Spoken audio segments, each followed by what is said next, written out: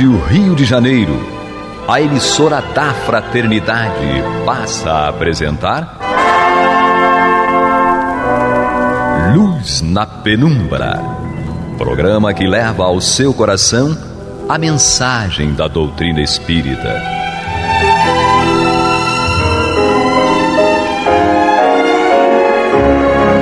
E com vocês, Eduardo Araújo, para o estudo de O Livro dos Médiuns, da obra codificada por Allan Kardec.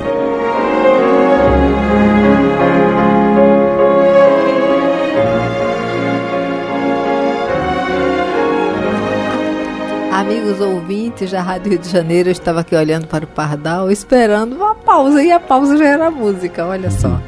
Mas estamos de volta para o nosso encontro, o estudo do Livro dos Médiuns, no programa Luz na Penumbra, na companhia do Paulo Renato. Deus nos abençoe. E do Pardal ali na técnica, não é? O Agênere, ele no momento está numa outra dimensão. O Agênere hoje não vai estar junto porque ele precisou ascender uma dimensão. E nós vamos retornar para o estudo do Livro dos Médiuns, na segunda parte, capítulo 5, onde Kardec vai nos esclarecer a respeito das manifestações físicas espontâneas. Nós já demos início ao item 86, estamos no segundo e último parágrafo, né? E o Paulo Renato vai fazer a leitura. De fato, é isso, né? De fato, quase semelhante sucedeu a um dos nossos amigos. Havia algum tempo no seu quarto se ouviam ruídos diversos, que já se iam tornando fatigantes. Apresentando-lhe ocasião de interrogar o espírito de seu pai por um médium escrevente, soube o que queriam dele, fez o que foi recomendado e daí em diante nada mais ouviu. Deve-se notar que as manifestações desse gênero são mais raras para as pessoas que dispõem de meio regular e fácil de comunicação com os espíritos. E isso se concebe. É só relembrando que ele está aqui dando dois exemplos de experiências com espíritos que estavam batendo, né, primeiro lá de alguma forma no cômodo onde ele estava, na casa dele, e agora ele apresenta que o caso semelhante de um conhecido seu, que o pai desencarnado também tentava chamar a atenção do filho, para mostrar que as batidas, né, nem sempre têm um cunho pernicioso. Sim, né? sim. Às vezes a pessoa considera que espírito batedor é mal, quer fazer o mal. E Kardec mostra aqui com esses dois exemplos que isso não é verdade. Muitas vezes um espírito amigo, um familiar, como era o caso dele aqui, né, do pai do rapaz, quer chamar a atenção para alguma coisa que seja útil e não deseja o mal de ninguém. E nos lembra Kardec narrando aquele momento em que ele estava estudando, trabalhando, e ele fez alguma colocação lá escrevendo e ouviu pancadas, e a Amélie estava na rua, quando volta também escuta, e depois da reunião o espírito vai esclarecer que era ele tentando chamar a atenção, não é? Mas se tratava de um espírito mais amadurecido, então ele deve ter permitido que o espírito desencadeasse aquelas batidas para chamar a atenção do Kardec. E Kardec, é interessante, nós comentamos isso da vez passada, que o espírito, embora quisesse chamar a atenção de Kardec para um erro que ele cometia na escrita, não indicou a correção propriamente, só falou para ele, e Kardec falou assim, não, eu já percebi o erro e consertei. Aí o espírito falou para ele, não, o erro permanece. Veja acho que da primeira ou da terceira linha até a 31ª. E Kardec disse que realmente releu as linhas indicadas e ali estava um erro. Destacou. Um erro grave que ele não percebeu. É interessante também essa questão. Eles não fizeram o trabalho que Kardec tinha condições de fazer. Que competia a ele, né? Por isso Kardec disse que o espiritismo não é o resultado de uma revelação. Isto é, os espíritos não vieram à semelhança dos 10 mandamentos escritos não foi um lá ditado. por Deus. Os espíritos possibilitaram ao Kardec o uso do seu raciocínio, da sua razão, para que ele investigasse aqueles fenômenos e para que a doutrina espírita surgisse nessa dupla face, digamos, né? Tem a revelação em si e tem a parte humana, que no caso aí, competia Allan Kardec e outros tantos pesquisadores que vieram antes e depois dele também tiveram essa experiência com os espíritos. Mas é interessante ressaltar isso, que a doutrina espírita é fruto, digamos, de 4 mãos. Sim. 2 mãos espirituais e 2 encarnadas. Sim. Ela não veio pronta e acabada do mundo espiritual. Kardec teve muito trabalho, né? Depois dedicou a sua vida, né, 10 anos ou mais da sua vida, àqueles estudos, aquelas análises para poder, em termos comparativos, comparando as mensagens, as informações, refazendo perguntas, né? Às vezes os espíritos davam uma resposta que Kardec, daquela resposta, tirava outras perguntas. Até as pessoas falam no livro dos espíritos, mas já perguntou isso, né? Por que está perguntando novamente? É que a pessoa não conhece o trabalho de elaboração da doutrina. Sim. Era preciso que Kardec se certificasse de que aquela resposta era a mais coerente, a mais lógica. Então, ele apresentava, às vezes, a mesma questão, quando ele considerava que a questão era de profundidade. Ele pegava aquela mesma questão, desdobrava em tantas outras, para que no detalhamento ele pudesse chegar a uma conclusão. Às vezes diziam, ainda não é por aí que você vai chegar onde você pretende. Deseja. É interessante. Bom. A gente fala, Kardec só foi o codificador, mas a tarefa dele foi imensa.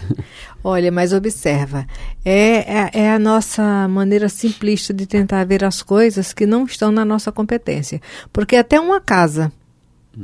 Você entra numa casa, cada cômodo está organizado com o que pertence, sem passar e sem faltar. Aí você bobagem, vai só colocar isso. Não, mas a disposição de cada móvel tem uma função específica, não é? Então em tudo. É verdade, não é só. E a gente reduz tudo, né? Pois é, agora vai fazer. Nos coloque na função de dar conta.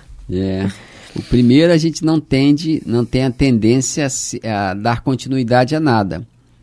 Né? Tudo que demora um pouco mais, a gente desanima. Né? A gente suporta talvez por 1 ano, 2, mas depois desanima. A gente vê isso nas próprias casas espíritas. São raros aqueles que estão lá há 30 anos. Por isso que Jesus falou que aqueles que perseverarem até o fim serão salvos. Mas a gente tem uma perseverança muito limitada, né? Muito estreita. E por isso não encontra os resultados que deseja, porque parou a meio do caminho. É aquela pessoa que está numa embarcação que afundou, vê a praia longe, começa a nadar, e depois acha que está longe demais, pensa em voltar. Aí depois diz que não atingiu os objetivos, que estava muito cansativo, estava muito longe, mas ela que se entregou ao desânimo, né? Realmente não é fácil, é sempre muito fácil falar. Poxa. Até porque aí no exemplo do náufrago, né, não é nadar em ondas suaves, muitas vezes é nadar em ondas difíceis, né, ondas muito violentas. Né? E a vida é assim, né? Nós temos que aproveitar os momentos de tranquilidade, recuperar as forças, porque as ondas mais tumultuadas, né, mais revoltas, elas virão por certo. E se nós não tivermos preparado para enfrentá-las com equilíbrio, nós estaremos naquela condição dos desertores. É isso aí. Vamos lá. O próximo item, 87, pode ler, Paulo. As manifestações espontâneas nem sempre se limitam a ruídos e pancadas. Degeneram por vezes em verdadeiro estardalhaço e em perturbações. Móveis e objetos diversos são derribados. Projetis de toda sorte são atirados de fora para dentro. Portas e janelas são abertas e fechadas por mãos invisíveis. Ladrilhos são quebrados, o que não se pode levar à conta da ilusão. Muitas vezes o derribamento se dá de fato, Doutras, porém, só se dá na aparência. Ouvem-se vozerios em aposentos contíguos, barulho de louça que cai e se quebra com estrondo, cepos que rolam pelo assoalho. Acorrem as pessoas da casa e encontram tudo calmo e em ordem. Mal saem, recomeça o tumulto. É verdade. É realmente uma coisa perturbadora, né? Sem sossego dentro de casa? A gente ir, mas porque está de longe. Dentro do problema é um desespero. A pessoa vai deitar, começa o barulho, começa aqueles indícios de que algo está quebrando. Né? A pessoa levanta, vai ver, não tem nada quebrando, apenas o som, o barulho. O efeito sonoro E isso a noite toda, noite após noite. Olha, dentro de casa, quando você mora com mais alguém, tem criança e alguém inquieto, e esses movimentos, quando sai da rotina, já deixa, né? Um pouco de perturbação. Imagina você saber que está sozinho, ou então que estão todos ali. Imagina aqueles lá de Hydesville, né? Aquele pai e a mãe, tanto que ele tem uma noite que ele sai com uma espingarda, sei lá, uma arma, tentando encontrar o malfeitor. Malfeitor. Né? É realmente uma situação bem estranha, bem difícil de lidar com ela. Né? Por isso até que é aconselhável, sempre se aconselha a questão da prece, do culto no lar, para evitar esses embaraços, porque por nós mesmos nós não podemos evitar. Só a presença de um espírito amigo, de um espírito razoavelmente equilibrado, com alguma autoridade moral, para evitar que as nossas casas e residências sejam tomadas por espíritos com mais intenções. Porque não basta fechar a porta e ir dormir para ter a aparência da tranquilidade, porque os espíritos atravessam aquilo que a gente chama de obstáculos materiais. Então, fechar a porta, esconder a chave não resolve muito. Às vezes você fecha a porta material, mas o portal espiritual não tem porta. E o problema é que depois você quer correr, não sabe onde botou a chave, que está desesperado. Aí quer dizer, você fica preso dentro de casa, desesperado, procurando ajuda e não acha a chave. Quer dizer, é como se entrasse numa cela, trancasse a cela e jogasse a chave fora. Então é melhor deixar a chave acessível. Verdade. Porque às vezes o desespero é tanto que a pessoa quer sair correndo, né? Mesmo de madrugada. Então é bom deixar a chave num local onde se possa achar. Mas mesmo aí alguns espíritos fazem algumas brincadeiras, tornam a chave invisível, né? Tiram ela do lugar, botam em outro. Então o ideal mesmo é que a pessoa procure recurso em si mesmo, no próprio equilíbrio, para evitar esses transtornos que aparecem no nosso dia a dia. Eu lembro, muitos anos atrás, quando eu morava na SEAB, não sei se eu já me referi a isso alguma vez, mas morava na SEAB e eu fui fazer uma limonada, peguei o limão, eu morava num apartamento de um quarto só, um cômodo. Era a sala, cozinha e banheiro, né? E a sala grande, mas quando você pisava na sala, praticamente já estava dentro do quarto, dentro da cozinha, dentro do banheiro. Era tudo muito pequenininho. Aí eu peguei o limão, deixei em cima da pia para cortar, deixei ele assim e virei para o lado para pegar a faca. Quando eu olhei de volta, cadê o limão? Sumiu. Eu falei, bom, eu devo ter esbarrado sem perceber e caiu aqui. Aí procurei em tudo quanto é lugar. A cozinha era mínima, pequenininha. Aí procurei debaixo de geladeira, de fogão, tudo que estava ali próximo, arrastei tudo, nada. Aí acabei chamando a minha esposa para me ajudar a procurar. Como era tudo muito apertadinho, eu procurei no banheiro, no quarto, porque era tudo muito próximo. Não achamos. Aí quando eu vim da sala, né, que também era bem coladinho, falei, alguém está brincando, vou desistir disso. Deixa para lá. Não acho, a casa é pequenininha, não achei. Quando eu voltei para a cozinha, onde estava o limão, no lugar que eu coloquei, estava ali. Parece que alguém tornou invisível e você simplesmente não achou. Mesmo, não acha. Estava no mesmo lugar. Ele não tinha como ter saído dali, né?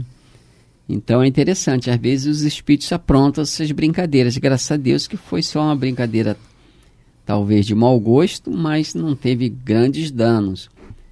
Mas assim como foi a questão de tornar o limão invisível, ou eles levaram para outro lugar e depois trouxeram, né? Às vezes é aquelas questões de fazer barulho que se assemelha a um ladrilho quebrando, né? E isso de madrugada realmente incomoda e incomoda bem. E quando a pessoa não tem recurso para se proteger, no sentido de uma religião, fica mais difícil. A pessoa vai atribuir tudo a um espírito mau, né? O tal do diabo, chamado diabo. Pois é, fica na conta dele, coitado. Qualquer dia ele vai reclamar lá no a conta, vai reclamar lá no Procon, dizer que tudo é ele. Jesus. Paulo, vamos continuar um pouquinho? Sim. 8:8, né? É. As manifestações dessa espécie não são raras, nem novas. Poucas serão as crônicas locais que não encerram alguma história desta natureza. É fora de dúvida que o medo tem exagerado muitos fatos que, passando pela boca, de boca em boca, assumiram proporções gigantescamente ridículas. Com auxílio da superstição, as casas onde eles ocorrem foram tidas como assombradas pelo diabo, e daí todos os maravilhosos ou terríveis contos de fantasmas. Por outro lado, a velhacaria não consentiu em perder tão bela ocasião de explorar a credulidade e quase sempre para a satisfação de interesses pessoais. Aliás, facilmente se concebe que impressão podem fatos dessa natureza produzir, mesmo dentro dos limites da realidade, em pessoas de caracteres fracos e predispostas pela educação a alimentar ideias supersticiosas. O meio mais seguro de obviar aos inconvenientes que possam trazer, visto não ser possível impedir-se que se deem, consiste em tornar conhecida a verdade. Essas coisas terríficas se convertem às mais simples quando se lhe desconhecem as causas. Ninguém mais terá medo dos espíritos quando todos estiverem familiarizados com eles, e quando os que a quem eles se manifestam já não acreditem que estão às voltas com uma legião de demônios. Na Revista Espírita se encontram narrados muitos fatos autênticos desse gênero, entre outros a história do espírito batedor de Bergzaben, não sei se é assim que pronuncia, cuja ação durou... Está pronunciado. Cuja ação durou 8 anos. Imagine, 8 anos de insistente manifestação nesse sentido perturbadora. Número de maio, junho e julho de 1858 da Revista Espírita. E é de Diebelsdorf, agosto de 1858, a do padeiro das grandes vendas, perto de Dieppe, março de 1860, a da Rua de Noyer, em Paris, agosto de 1860. A do espírito Castelnaudari, não sei, sob o título de História de um Danado, fevereiro de 1860. E do fabricante de São Petersburgo, abril de 1860, e muitas outras. Quer dizer, a relação aqui é enorme de relatos. Ele catalogou tudo, né? E deixou a referência para você ir lá buscar. É interessante buscar isso, que a Revista Espírita... Vai descrever cada um como se deu. E acho que tem na internet, né? Acho que a pessoa pode baixar se quiser ou consultar ali mesmo. Eu acho que toda obra de Kardec, inclusive a Revista Espírita, tem PDF. Então, quem não quiser baixar, lê no próprio site, né? É interessante ler com mais cuidado esses relatos aqui de Kardec sobre a obra, sobre essas obras. Nós sabemos que esses fenômenos ainda hoje acontecem, não é? Em alguns cantos que nós não fazemos ideia, não é? Mesmo porque tem às vezes aquele médium presente no ambiente que ele nem tomou conhecimento da mediunidade dele. E esses fenômenos, eles são desencadeados para chamar a atenção, para que você busque ajuda, saber do que se trata e aí encontrar o caminho do esclarecimento. É interessante que Kardec fala lá em outro item, já passado, que esses fenômenos diminuem à medida que se tem uma maneira mais prática de se comunicar, que é o caso da psicografia, né? Onde tem um médium psicógrafo, esse fenômeno rareia, porque o espírito se comunica pela escrita. Sim.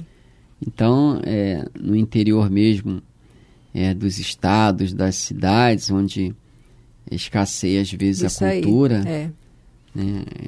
Muitas vezes os espíritos se comunicam ainda por essas questões mais físicas mesmo, de barulho, etc. Então, na medida que a própria sociedade, enquanto indivíduo, ela vai se tornando mais chegada à cultura, mais próxima da cultura, né, da escrita, da alfabetização, os espíritos vão mudando o método de comunicação. E às vezes a pessoa fala, mas o espírito não sabe escrever. Ele sabe escrever, quem não sabe é a pessoa encarnada, né? Porque tem uma limitação que é mecânica. A coordenação motora, Eles podem até constranger, dependendo da necessidade, a pessoa a escrever. Mas isso, às vezes, causa dor física, porque é como se estivesse forçando o músculo, né? E a pessoa não tem essa habilidade com a escrita. Mesmo a gente mesmo quando pretende escrever e usa o material que vai escrever, lápis, caneta, de uma forma inadequada, às vezes a gente sente algum incômodo muscular, né? Imagina a pessoa que não tem essa maleabilidade para a escrita. O Chico Xavier, ele narra que quando começou o exercício da mediunidade dele, o braço dele, ele narra que era como se fosse mineralizado, de tão pesado, porque faltava o exercício. O manual, né? Isso a gente aí. esquece disso, né? A gente acha que o espírito pode tudo, faz tudo de qualquer maneira, não importa, se ele quer fazer, ele faz, mas tem as limitações. Ele também encontra limitação não só na cultura do médium, se ele tem a cultura já arquivada do passado, mas a limitação do próprio presente dele. Se ele está num ambiente que não foi aculturado, um ambiente que ele não participou da cultura acadêmica de alguma forma, se ele não sabe escrever, não tem essa praticidade, alfabetizado naquela encarnação, não tem a praticidade da escrita, com certeza o espírito vai, se achar necessário escrever, vai encontrar grandes obstáculos. Nós estamos chegando já ao final do programa, não é? Agradecendo a Deus pela oportunidade e pedindo a Jesus que o agênere na dimensão que esteja bem. Paulo, nosso Senhor Jesus considerações finais aí. Nosso Senhor Jesus Cristo nos abençoe, nos ajude a melhor compreendermos a doutrina espírita de forma que possamos realmente ser úteis, né? Chegamos ao final, Pardal. Agora aí, atentinho. Você está ouvindo o programa Luz na Penumbra.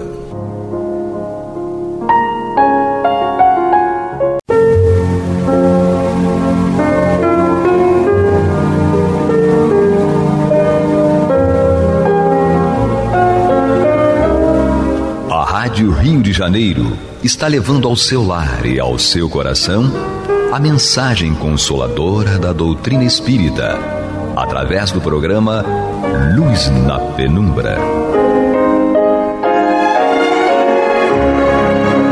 E agora com vocês, Amaury Santos e Astrênio Oliveira, para comentar os textos da Revista Espírita de Allan Kardec no período de 1858 a 1868.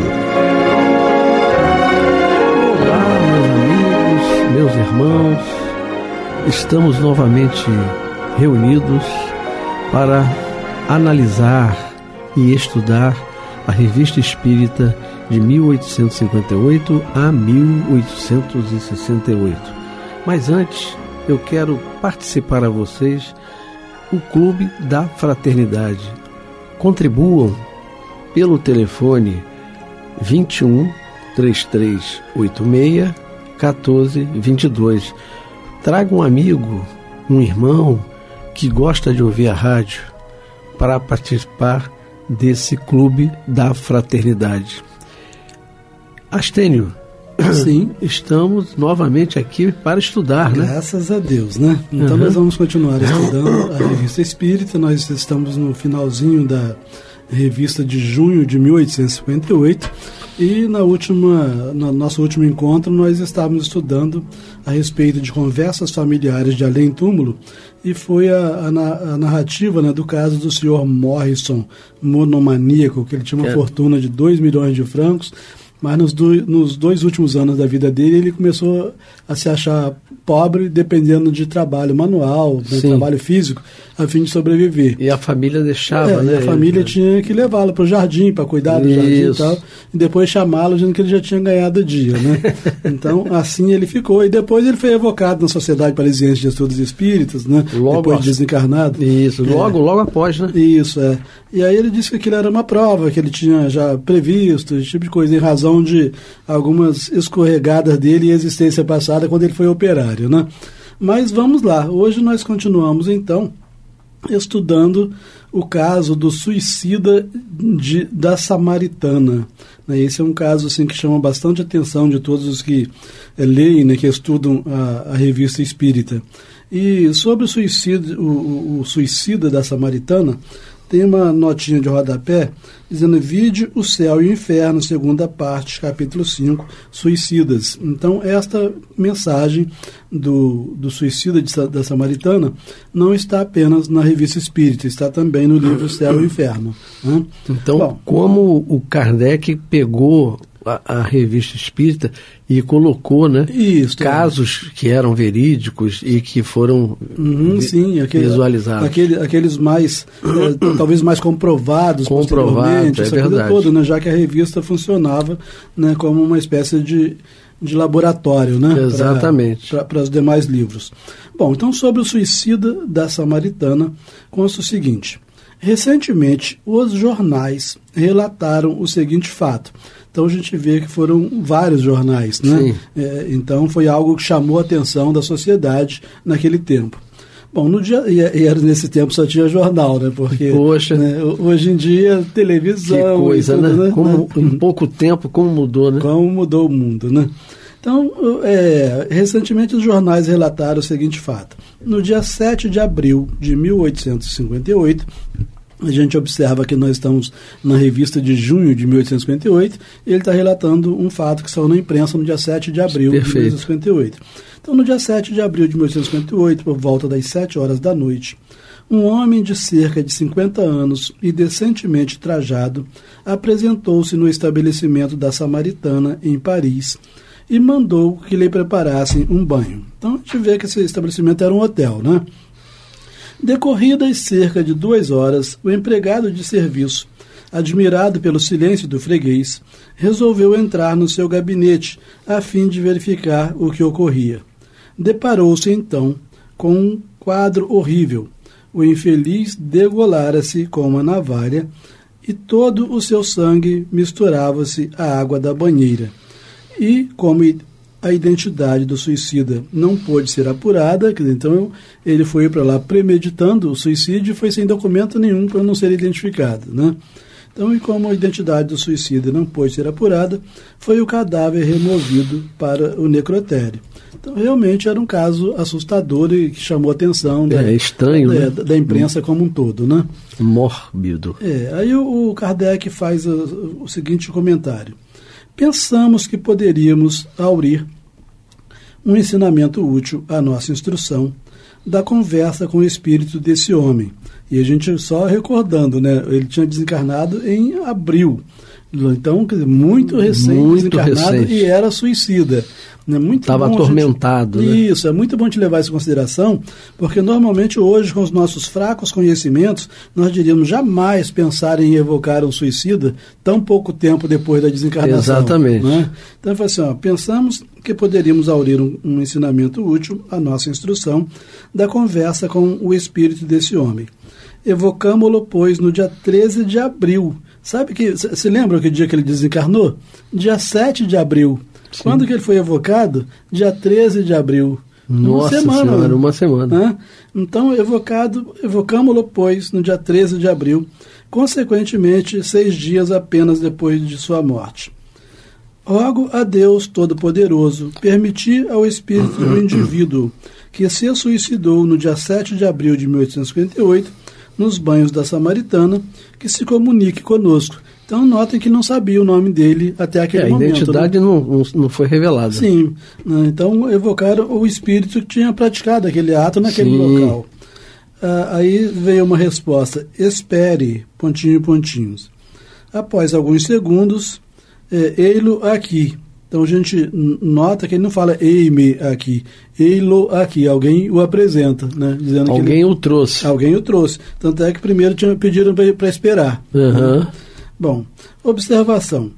Para compreender essa resposta, é preciso saber que geralmente há um espírito familiar, do médium ou da família, em todas as reuniões regulares, que está sempre presente, sem que o precise chamar. Né? Obviamente, eu acho que a gente deve entender essa orientação do Kardec, quando ele fala assim, é preciso saber que geralmente há um espírito familiar do médium. Então, do médium é natural, que é onde o médium esteja, o espírito familiar esteja também, né? Ou da família do desencarnado. Obviamente que o da família do desencarnado estaria se ele já pretendesse antes fazer a evocação, e aí o guia espiritual lá da família, sabendo que iriam fazer a evocação, estaria presente. Porque não necessariamente os guias espirituais de todas as famílias estão presentes em todas as reuniões. Exatamente. Né? Então, só para a gente entender essa orientação do Kardec aqui. Então, voltando, para compreender essa resposta, é preciso saber que geralmente há um espírito familiar do médium ou da família em todas as reuniões regulares, que está sempre presente, sem que se o precise chamar. É ele quem faz virem os espíritos que são evocados, e conforme seja mais ou menos elevado, ele próprio serve como mensageiro, ou dá ordens aos espíritos que lhe são inferiores. Então, esse espírito familiar é que se encarrega de trazer o espírito. Né? E às vezes ele mesmo responde, né, esse tipo de coisa, ou dá ordem a outros espíritos, dependendo do grau evolutivo dele, né? Esse tipo de coisa. Isso aí é bom, né? Porque certamente todos os espíritas têm a experiência, né, de reuniões mediúnicas em que os espíritos se manifestam e perguntam o que eu estou fazendo aqui, onde eu estou, né? Quem me trouxe para cá. Nós cansamos de ver isso na reunião mediúnica, né? Sim. Onde eu estou? Estou aqui. Quem são vocês? Estou sozinho. Né? Então a gente verifica que são os guias espirituais das famílias, né, ou do próprio espírito que o traz, né, já tem alguma ascendência sobre ele. Exatamente. Só pelo fato de ser o guia espiritual, né, e o traz, ele consciente ou inconsciente. Né? Bom, quando nossas reuniões têm por intérprete a senhorita Hermance Dufour, quando ela é a médium, né, é sempre o espírito São Luís que de boa vontade se encarrega dessa tarefa. Então, tudo indicava que São Luís era o guia espiritual da própria Hermance Dufour. Né? Além de ser o grande orientador do Kardec, ele era o guia espiritual da Hermance Dufour.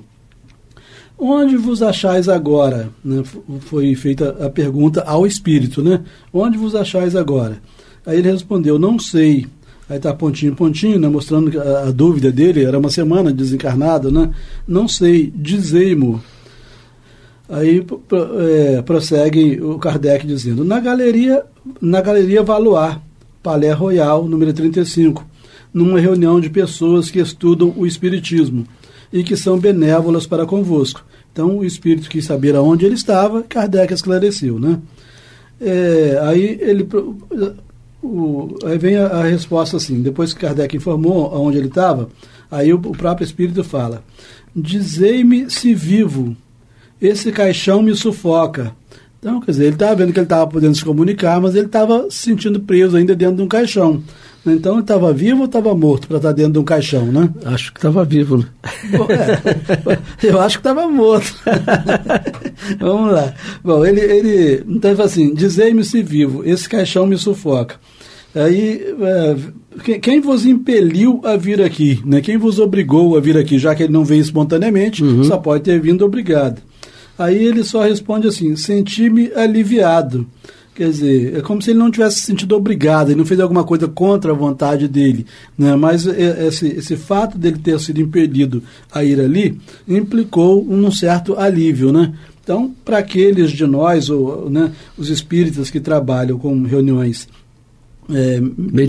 mediúnicas, de desobsessão ou não, né, mas em que é dado aos espíritos se comunicarem para serem instruídos e tal, a gente verifica que normalmente só o fato de eles se comunicarem já os alivia, né? Já tira um pouco de peso de cima deles. O campo vibratório, né? Nesse caso, da Irmãs Dufour, é que proporcionou esse alívio. De algum modo, porque ele era um suicida, né? Então ele estava cercado por pensamentos ácidos. Sim, o peso da matéria estava pesando todo sobre ele, né? Sem dúvida.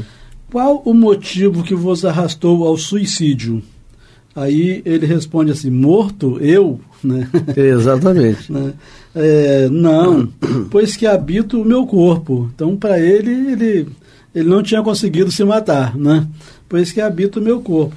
Não sabeis como sofro, sufoco-me. A Simão compassiva me aniquilasse de vez. Então ele estava desejando ainda morrer. Exatamente. Né? Apesar de já estar morto. Né? Bom, aí vem uma observação. Embora separada do corpo, sua alma ainda está completamente imersa no que poderia chamar o turbilhão da matéria corpórea. As ideias terrenas ainda estão vivas, a ponto de se acreditar encarnado. Então é uma situação extremamente desagradável, né?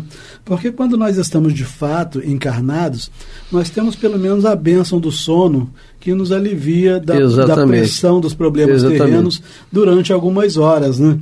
Agora, para o desencarnado, não tem nem a bênção do sono. Exatamente. Sabe? Então é uma situação extremamente desagradável.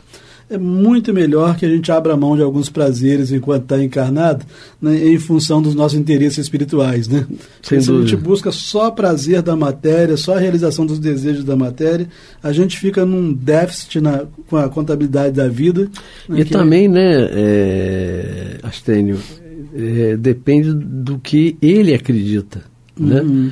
Porque você vê, se ele já é um suicida, então não acredita em nada. Provavelmente materialista. Né? Exatamente. Obviamente que existem muitos suicidas que acreditam até que a vida prossiga, ele só não sabe como. Exatamente. Né? E até se suicida na intenção de buscar essa outra vida, imaginando que seja melhor do que a daqui. Lê do engano, né? Lê do engano. Porque você se autodestruiu, você está buscando uma vida que não é a vida. E o que a gente observa no estudo da doutrina espírita e na observação em nós e em torno de nós, é que se existe alguma coisa que Deus não admite, é rebeldia, né? Sim, sabe? dúvida. Se tem alguma coisa que não tem desculpa, é para rebeldia. Exatamente. E o suicídio é um ato de rebeldia extremamente Exatamente. Grande, né? Bom, por que não deixastes indícios que pudessem tornar-vos reconhecível? Então, por que ele foi sem documento lá para o hotel, né? Ele responde assim: estou abandonado, fugi ao sofrimento para entregar-me à tortura. Ou seja, ele não esclareceu por que ele não quis ser identificado, né? Só aproveitou para desabafar mais um pouquinho. Estou abandonado, fugi ao sofrimento para entregar-me à tortura. De qualquer forma, ver como é que a gente aprende com o espírito inferior também, né? Quer dizer, sem dúvida. O sofrimento após a morte para o suicida é muito mais do que sofrimento, é tortura. Né? Exatamente. E aí prossegue: tendes agora os mesmos motivos para ficar incógnito, né? Para continuar sem revelar seu nome, porque até então ele não revelou o nome dele. E Kardec vai catucando até ele dizer o nome. Aí ele diz assim, sim, não revolvais com ferro candente a ferida que sangra. Então ele queria continuar no anonimato. É como se fosse sentir uma grande vergonha, né, em dizer o próprio nome, tendo praticado aquele ato que ele praticou. Então preferia que, como seria melhor que ninguém tivesse visto, né, é melhor que ninguém saiba pelo menos quem foi. E ele foi enterrado como indigente, né? Sem identificação, né? Bom, podereis dar-nos o vosso nome, idade, profissão e domicílio? Resposta, absolutamente não. Né? Mas era orgulhoso. Né? Como se diz assim, não insista, porque isso você não vai saber. Né? Aí Kardec pergunta, tinhas família, mulher, filhos? Ele coloca, estava abandonado, ninguém me amava.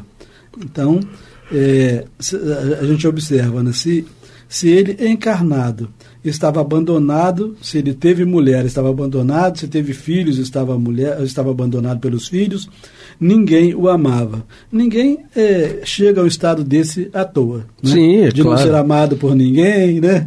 Sabe? Então não se chega a um estado desse à toa.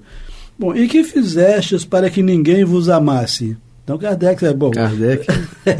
Assim, se ninguém nos ama, nós fizemos alguma coisa para isso. Exatamente. Né?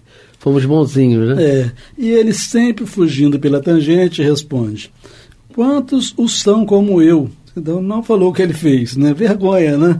Quantos os são como eu? Um homem pode viver abandonado no seio da família, quando ninguém o ama. Né? Então, disse, não é que ele vivesse necessariamente sozinho, poderia estar junto da família, mas mesmo assim sozinho, se ninguém tivesse um afeto por ele, daí por diante. Né? Bom, no momento de praticardes o suicídio, não experimentastes qualquer hesitação? Né? Quer dizer, não ficou na dúvida se praticava aquele ato, se não praticava aquele ato? Aí ele responde, ansiava pela morte, esperava repousar. Então, a gente vê que ele não era totalmente materialista, porque se ele esperava repousar, ele continuaria existindo. Exatamente. Só que repousando, né? Ele queria fugir, né? Psicologicamente é uma fuga. Isso. Então ansiava pela morte. Então a pergunta do Kardec foi, no momento de praticar o suicídio, não experimentasse qualquer hesitação? É como se a resposta fosse, sim, eu não experimentei qualquer hesitação, porque era aquilo que eu queria. Né? Eu queria a morte. Né? Bom, como é que a ideia do futuro não vos fez renunciar a tal projeto? Percebamos, né, que Kardec identificou nele um espiritualista, porque ele esperava repousar, então ele tinha a ideia do futuro. Exatamente. Né? Ele não tinha ideia do nada. Né? Aí Kardec falou assim, como é que a ideia do futuro não vos fez renunciar a tal projeto?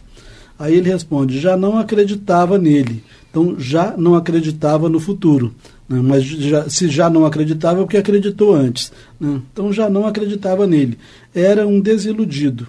O futuro é a esperança. Então, como ele não tinha esperança, ele não acreditava no futuro. Né? Bom, que reflexões vos ocorreram ao sentirdes a extinção da vida? Kardec sempre tinha essa preocupação, não preocupação, ele queria aproveitar para trazer a experiência dos espíritos, para que nós, ainda homens, né, ainda encarnados, aproveitássemos. Né? Então, que reflexões vos ocorreram ao sentirdes a extinção da vida? Aí ele responde, não refleti, senti, ... Mas minha vida não se extinguiu, minha alma está ligada ao corpo, sinto os vermes a me corroerem. Né? Olha que coisa. Então, aquele negócio, né? Quis sair do corpo na marra, como nós dissemos ainda há pouco, se tem um comportamento que Deus não... De rebeldia, né? Que Deus não permite, é rebeldia. Então, já que foi por rebeldia, não consegue sair do corpo. Né? Então, no caso específico dele, a gente não pode afirmar categoricamente que todos os suicidas passem pela mesma situação, mas é muito comum passar por essa mesma situação, não conseguir se desligar do corpo e ficar sentindo tudo o que acontece com o corpo. Né? Bom, e nesse caso aqui, os vermes já estavam, depois de uma semana, os vermes já estavam atacando o corpo e ele estava sentindo o ataque dos vermes. E como se defender? vai chamar o bombeiro, né? Bom, que sensação experimentastes no momento decisivo da morte? Aí ele fala assim, olha só a pergunta, que sensação experimentaste no momento decisivo da morte? Ou seja, naquele momento em que você deixa o plano físico, né, qual foi a sensação que você sentiu? Aí ele faz uma pergunta também, ele responde com uma pergunta, assim, pois ela se completou, a morte se completou, né? Aí, porque para todos os efeitos ele estava vivo, uma situação mais complicada do que antes, mas estava vivo. Foi doloroso, aí Kardec faz outra pergunta, foi doloroso o momento em que a vida se vos extinguiu? Aí ele responde, menos doloroso que depois, quer dizer, que depois da morte. Então, o momento que antecipa a morte foi menos doloroso que o momento posterior à morte, né? Só o corpo sofreu, no momento anterior, só o corpo sofreu. Quando ele ingeriu quando ele cortou a garganta, né? Só o corpo sofreu. Aí São Luís que continua a resposta, tá? Fala assim, o espírito descarregou o fardo que o oprimia, ressentia a volúpia da dor. Então, como ele desejava descarregar aquele fardo que o oprimia, que era o corpo físico, a dor física, então ele não sentiu dor, sofrimento exatamente nesse momento, né? Ele teve, de algum modo, algum alívio, né? E aí, a pergunta agora, então, feita por Kardec, foi a São Luís, e o nosso tempo, como sempre, acabando rápido, né? Rápido. Mas deixa eu ver a perguntinha aqui. Mas deixa eu ver a perguntinha aqui, que ainda não dá um tempinho para essa pergunta ainda, né? Aí a pergunta foi feita a São Luís. Tal estado é sempre consequência do suicídio? Então, o importante é a pergunta, né? Então, o suicida, a consequência do suicídio será sempre tal estado? Aí São Luís respondeu o seguinte, sim, o espírito do suicida fica ligado ao corpo até o termo dessa vida. A morte natural é a libertação da vida, o suicídio a rompe por completo. Né? Então, o suicídio rompe a libertação por completo. Né? E ele fica ligado ao corpo até o termo dessa vida. Obviamente que São Luís colocou aqui a regra, é o que acontece com quase todos os suicidas. Mas nós vamos ver no próprio livro O Céu e o Inferno que não acontece exatamente assim com todos os suicidas. Né? É verdade. Mas o nosso tempo acabou. Lamentavelmente, mas vamos deixar para o próximo capítulo que o Astênio vai me falar. Meus irmãos, estamos encerrando este bloco, né? Esta primeira parte, e lembrando a vocês que participem do Clube da Fraternidade, 3386-1422, 3386-1422. Eu me despeço, eu, Amaury Santos e Astênio Evangelista de Oliveira, seguindo o Pablo também, tá bom? Muita paz.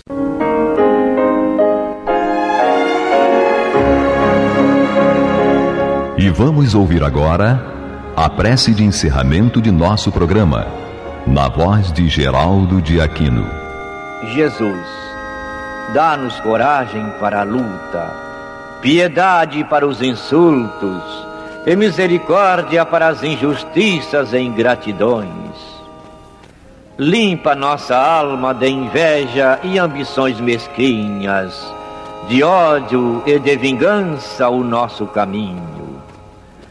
E que dentro em pouco, ao recolher-nos de novo ao calor do nosso leito, para que o sono nos dê a paz e o esquecimento das tristezas humanas, possamos sentir, Senhor, no mais íntimo de nosso ser, a doçura indefinível do Teu amor e a grandeza incomparável da Tua divina presença.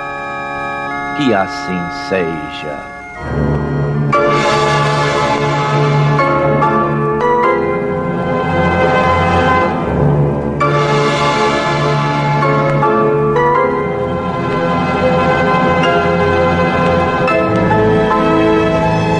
Acabamos de apresentar o programa Luz na Penumbra,